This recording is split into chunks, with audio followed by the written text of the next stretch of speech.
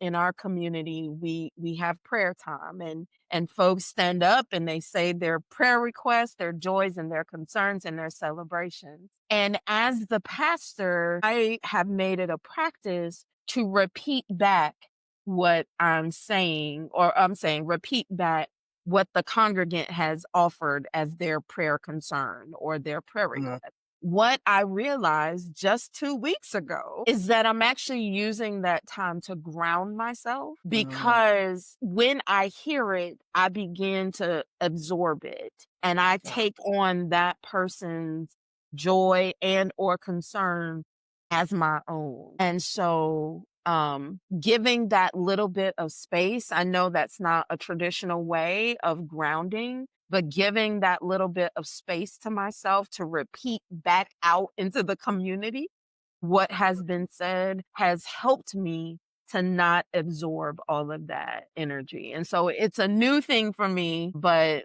definitely one that I'm going to hold on to. It's a practice that I really wasn't aware was happening, and that I have kind of purposely and purposefully integrated into my role as pastor. See the twofold benefits of that because it also affirms that the prayer has been heard, right? Heard. Like the person has heard it enough that they repeat it as said, meaning there is validity in what you're offering here. Yes. And then for your own personal, it gives you that breathing moment to just Yes. say, okay, Yes. let me get grounded in this space to Yes. pray for these things. For these things and these people. And sometimes I'll come out of my shoes so that I can feel the ground underneath me. It's a work in progress. So it's like I said, a newer revelation and something that at least for the time being, I'm going to hold on to as a Absolutely. practice that I'll do. That reminds me, I have a friend, I don't know if you know her name is Bridget Hector. She was in the THD with me,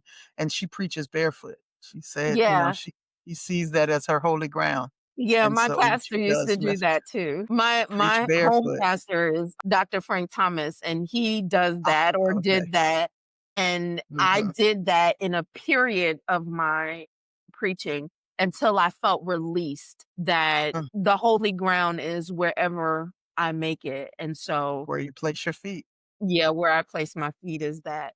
I also think that another way to avoid the trap is to share leadership so that you don't have that dominant voice. In a lot of congregations, you do see one person who is kind of facilitating all of the things. They're facilitating the stuff in the front and they're getting the parking lot meetings. They are the chairperson of the parking lot meetings. And when that happens, you really see a lot. I know we've been using this word often, but you see a lot of chaos. You see the impact of not having differentiation. You see that in the system. You see that in the congregation.